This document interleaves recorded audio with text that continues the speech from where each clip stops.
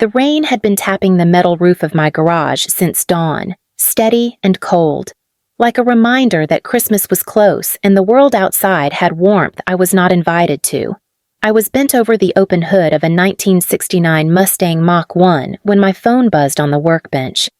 Riley. My mother's voice slid through the speaker, soft but tight. I need to talk to you about Christmas Eve. I leaned an elbow on the car frame. Yeah, what about it? She inhaled sharply, the way she always did before delivering one of her curated disappointments. It is better if you do not come this year. My hand froze on the wrench. What Sienna wants everything perfect. Her new boyfriend is joining us, and first impressions matter. Your environment, and the way you tend to show up well. It may complicate things. There it was, wrapped in politeness, edged with cruelty. My environment, I said softly. You mean my job? I did not say that, she answered quickly. But he is a very polished young man, and Sienna is trying so hard. We cannot risk making things awkward. A long silence cracked between us. I could hear the rain louder than her breathing. So you are uninviting me, I said. It is not like that, she insisted. You can still come by for New Year's, but not Christmas Eve.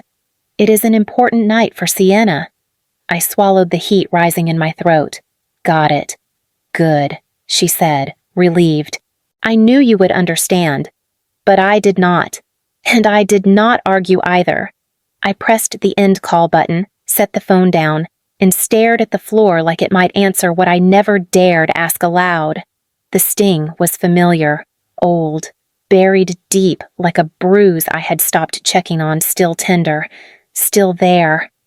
I wiped my hands on a rag, even though the grease was already baked into my skin. Christmas Eve. The holiday people save for the closest circle. The one night families leaned toward warmth and belonging. Mine leaned away from me. I reached for the Mustang's hood and lowered it slowly, listening to the soft click as it latched.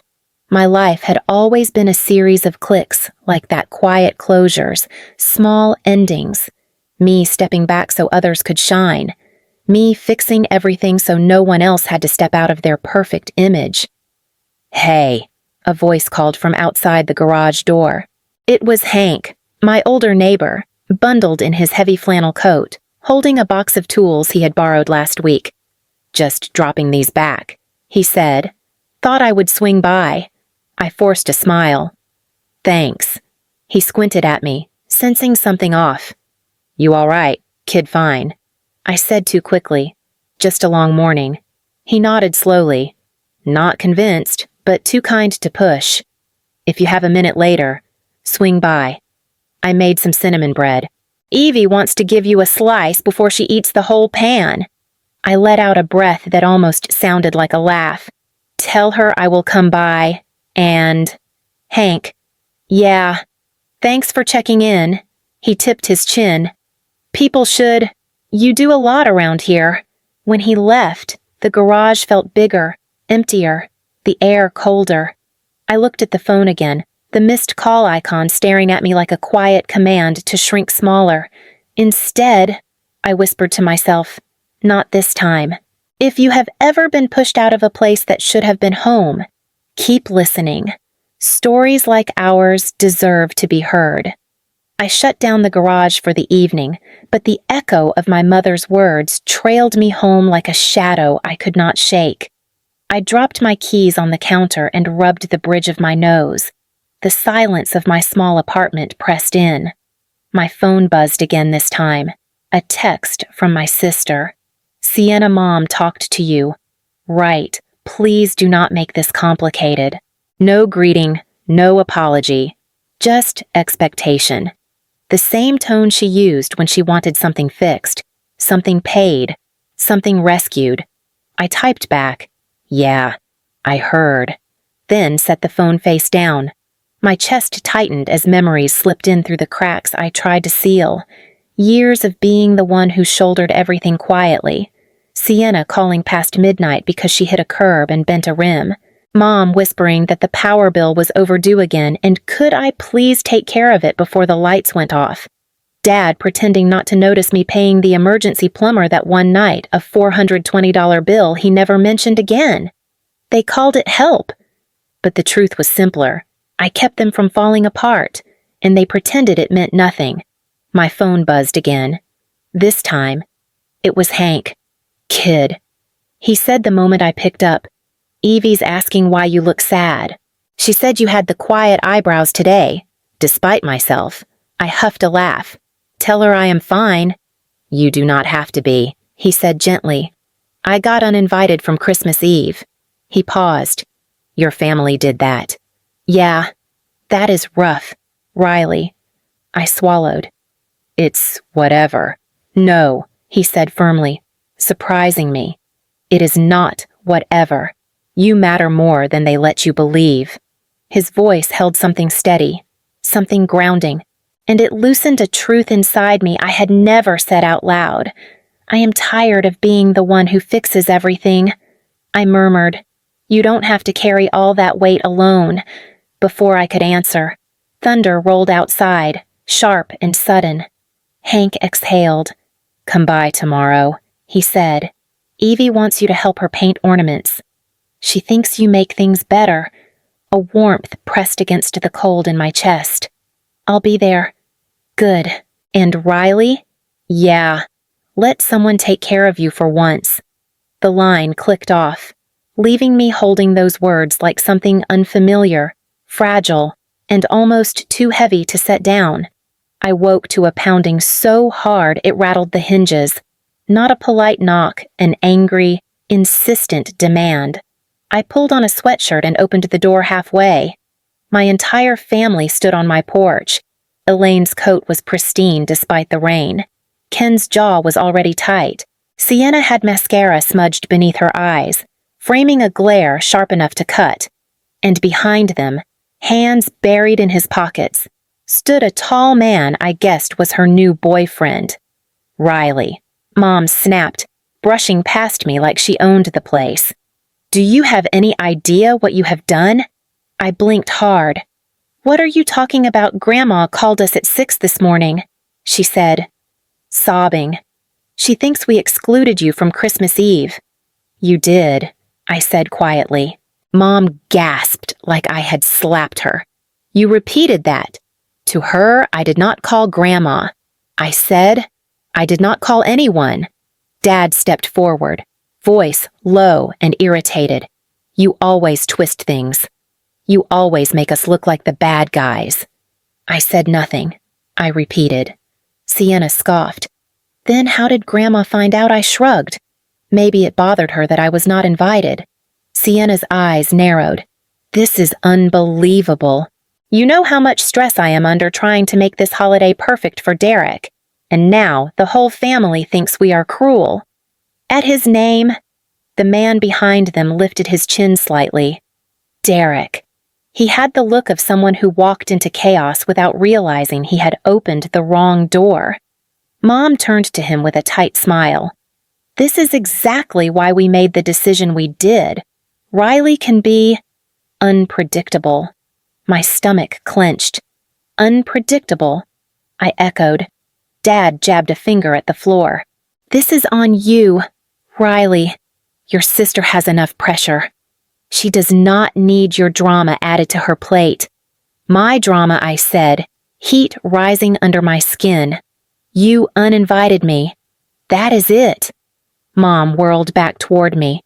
"You could have handled this privately. But instead, you caused a family scandal." I did not say a word. I snapped. Sienna folded her arms. "You never take responsibility. You just act wounded and expect everyone to cater to you." I stared at her, stunned. "Cater to me? I have driven across town at midnight to fix your flat. I have covered bills you forgot." Mom cut me off. "We did not come here to argue. We came here because your behavior embarrassed us." "Embarrassed you," I repeated. For a moment. No one spoke. Rain thudded on the porch roof. Then Derek cleared his throat softly. "Can I Ask something, Mom spun toward him. Too eager. Of course. He glanced at me with something like confusion. Why would she be an embarrassment? The question hung in the air, delicate and dangerous. And for the first time since opening the door, the power in the room shifted just slightly toward me. Derek's question didn't sound dramatic, but it sliced straight through the tension crowding my doorway. Mom stiffened. She is not an embarrassment, she said quickly. It is just that Riley's line of work is unconventional. Unconventional, Derek repeated. He looked at me again, longer this time, as if he were trying to place a memory. Wait, he murmured. You're Riley Mercer. The Riley Mercer. Mom blinked. What does that even mean? He stepped closer, eyes widening. The mechanic who restored that 1969 Mustang Mach 1. The one people on the West Coast Forum would not shut up about last summer. The air in my lungs froze. Mom gave a confused laugh. That cannot be right. Riley just tinkers with cars. Tinkers. Derek's eyebrows shot up. She rebuilt an engine that 3 certified restoration shops refused to touch. Dad grunted. You must be mixing her up with someone else. I am not, Derek said. His voice was calm, but firm. I follow her work. I tried to book a consultation last year. Her wait list was 4 months long. People drive from Oregon just to have her look at their vehicles. Sienna's mouth fell open. You cannot be serious. He nodded. Dead serious. Something fragile inside me trembled. Not pride exactly, but recognition. Not from my family, but from a stranger who owed me nothing. Mom recovered her voice first. Well, her hobby is not the point. It is a profession, Derek corrected gently. That does not change what she did. Dad snapped. I did nothing, I said quietly. Sienna threw her hands up. Oh, please. Grandma would not just guess that you got uninvited. Derek frowned. Uninvited, Mom pressed her lips into a thin line.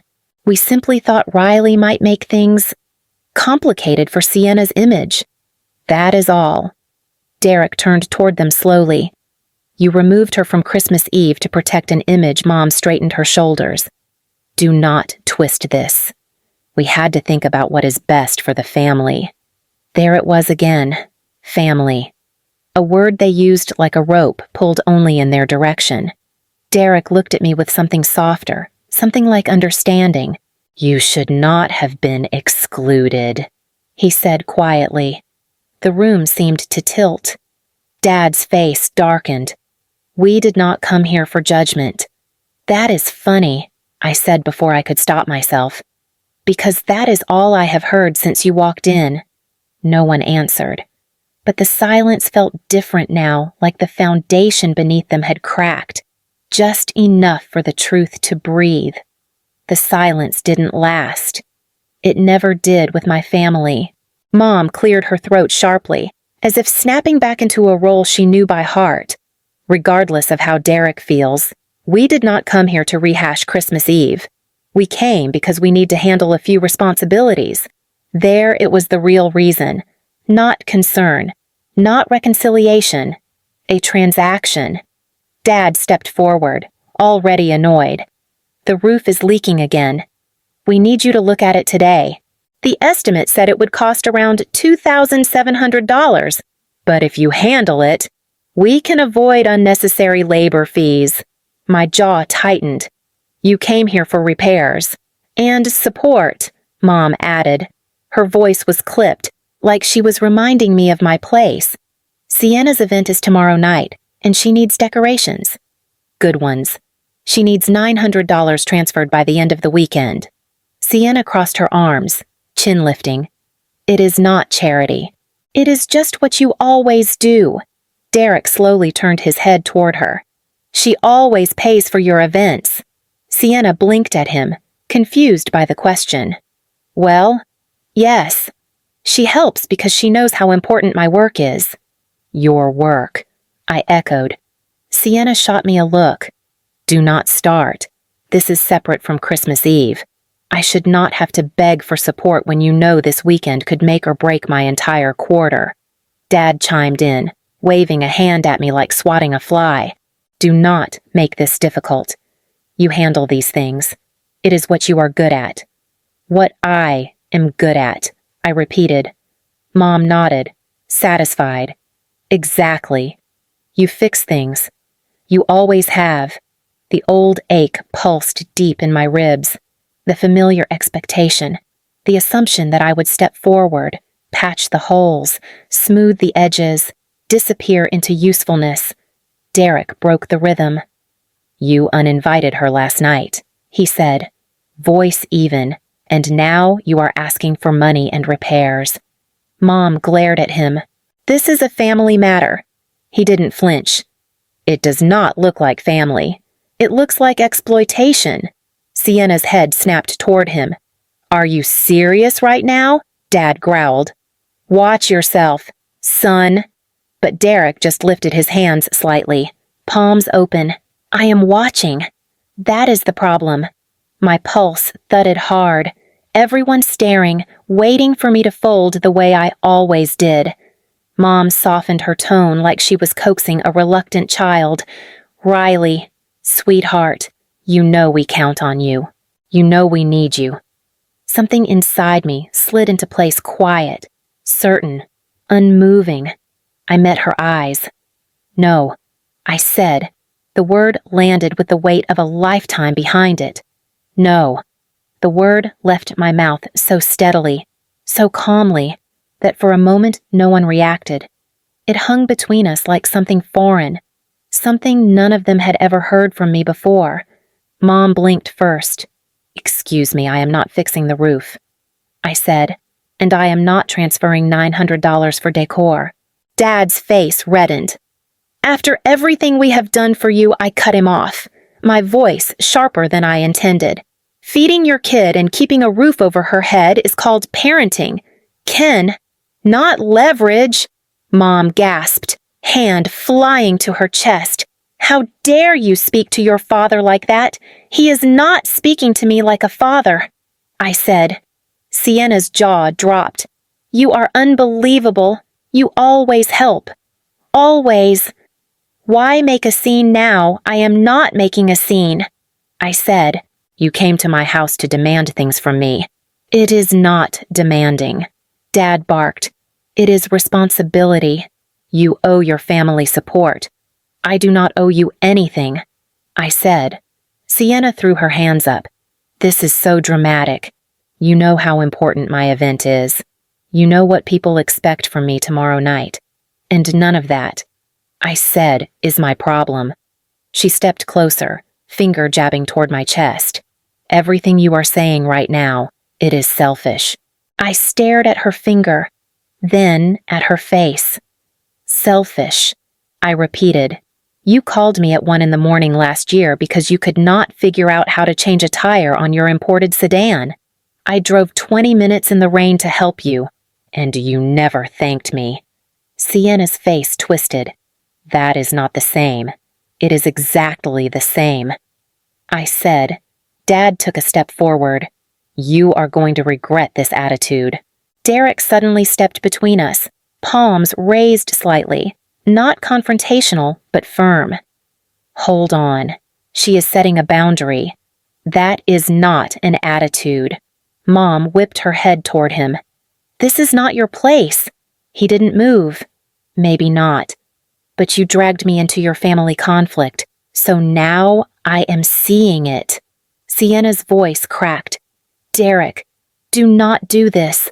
I am already overwhelmed. And now you are taking her side. I am not taking sides. He said, I am acknowledging what is happening. She is not wrong. Mom scoffed loudly. She is manipulating you.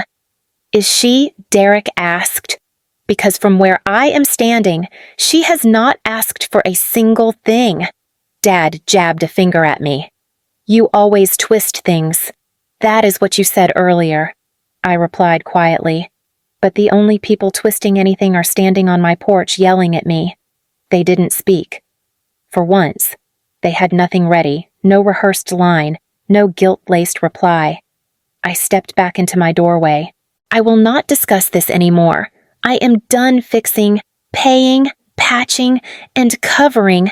The answer is no. Sienna's eyes filled with furious tears. You are tearing this family apart. No, I said. The family was already cracked.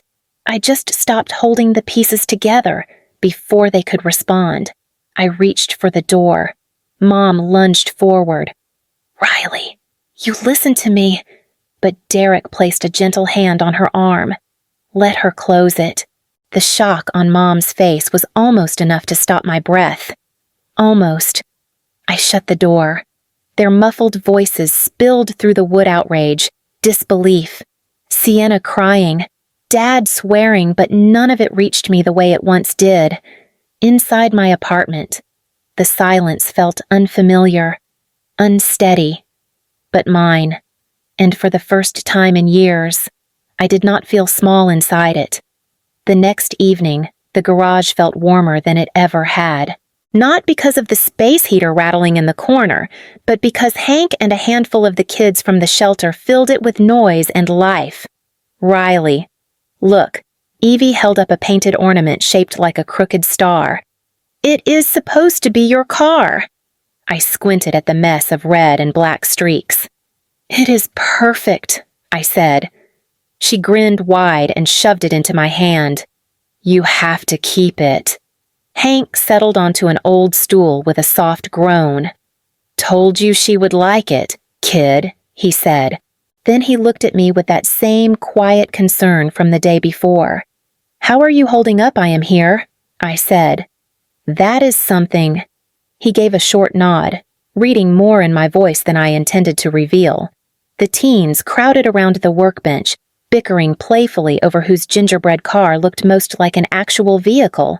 Laughter bounced off the walls easy, unforced, the kind of sound I never heard in my childhood home. One of the boys, Liam, nudged me gently. You gonna eat with us, or you planning to hide behind the carburetors all night? I smirked. I will sit, eventually.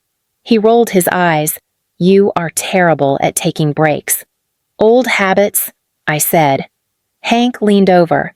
Some habits need breaking. Before I could answer, Evie tugged my sleeve. Come on, she said. Everyone wants you at the table. Everyone. The word wrapped around something fragile inside me. We gathered around the folding table someone had decorated with mismatched lights. Hank passed out plates. The kids fought over rolls. I listened, letting their chatter fill the emptiness that usually echoed on nights like this. No tension, no performance. No one waiting for me to fix anything. For the first time on a Christmas Eve, I felt like I belonged exactly where I was. We were halfway through dinner when the garage door rattled so hard the table shook. Hank's fork clattered to the floor. Evie grabbed my arm. Then came the voices raised, familiar and furious. I stood before anyone else could move and hit the switch. The door rolled upward, letting in a blast of winter air. And my family. Elaine stormed in first, cheeks flushed and eyes sharp. Ken followed like a gathering thundercloud. Sienna stumbled behind them, mascara streaking down her face, and trailing last, jaw tight, was Derek. Mom pointed at me like she had finally found the source of her humiliation. You humiliated us. Riley. Do you understand that conversation in the garage died instantly? The kids stared. Hank rose slowly from his seat, grip tightening on his cane. What are you doing here? I asked, voice low. Do not act innocent. Dad snapped. Your grandmother called everyone. Everyone. She thinks we shoved you out of Christmas. His voice cracked with anger. Now the whole family is whispering. You did shove me out. I said, that is not the point. Mom shouted. The point is what people think Sienna shoved forward, crying so hard her words shook. Derek left. He walked out. On Christmas Eve. He said he needed space from me, from all of us. She jabbed a trembling finger at me. And it is your fault. I stared at her. I did not take anything from you. You took him, she said, voice breaking. Before I could respond, another voice cut through the cold air. No, Derek said firmly. She did not. Sienna spun toward him. Why are you here? He stepped inside fully, brushing snow from his coat. Because I wanted to see things clearly. And I did. Mom gasped. Excuse me. Derek looked at her calm, steady, unflinching. I watched you barge into her home.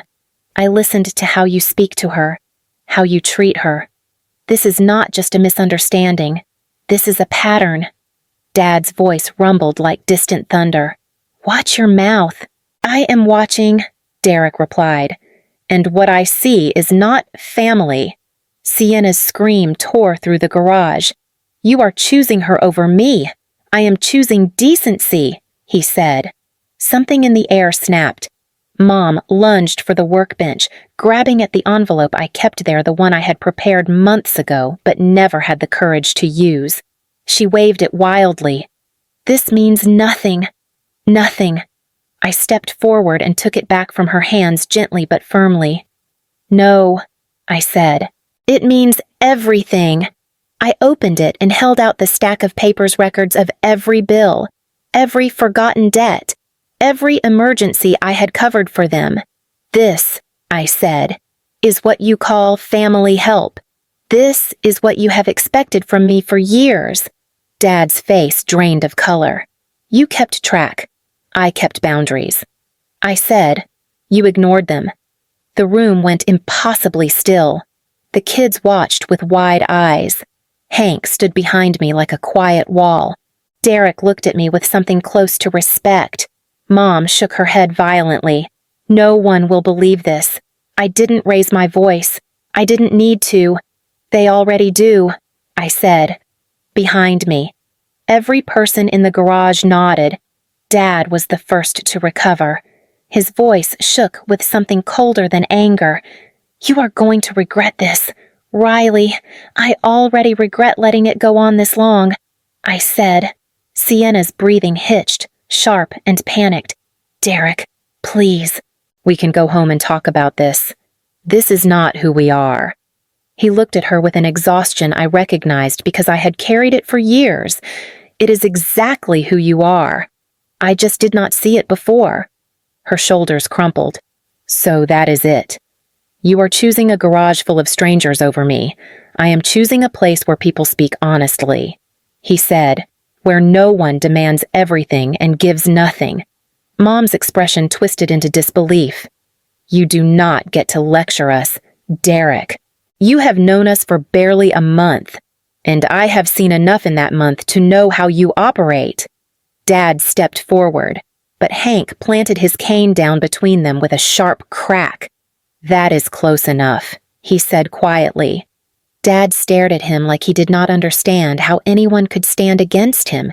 But then he looked around, at the kids with flour on their sleeves, at Evie clutching her star ornament, at Hank, steady as iron, at Derek, refusing to move, and finally, at me. Something in his posture sagged, shoulders lowering like the weight had shifted, and he finally felt it. Mom grabbed his arm. We are leaving. Now. Sienna hesitated, eyes darting between me and Derek. For a heartbeat, she looked 12 again, lost, reaching. But the moment passed, swallowed by pride. She turned away. Their footsteps echoed against the concrete as they walked out into the snow. The garage door lowered behind them, sealing the cold outside. No one spoke at first. Then Hank exhaled heavily. Well, that was something. A couple of the kids laughed quiet, nervous relief. Evie came up beside me and slipped her small hand into mine. You are not alone, she whispered. My throat tightened. I know. Derek stepped closer. Riley, you handled that with more strength than most people ever find. I finally stopped patching holes. I said, You built something better, he replied, and you should protect it. For a long moment, we just stood there, me, Derek, Hank, the kids surrounded not by chaos, but by the warmth of people who chose to be there. Eventually, we sat back down at the table. The food was cold, but no one cared. The laughter returned, softer this time, like it had learned something too. Later that night, when the garage grew quiet again, I thought about how many people live their whole lives carrying weight that does not belong to them. If you have ever carried that kind of weight, if you have ever had to walk away to breathe, your story matters. Share it if you want. Someone out there might need to hear it.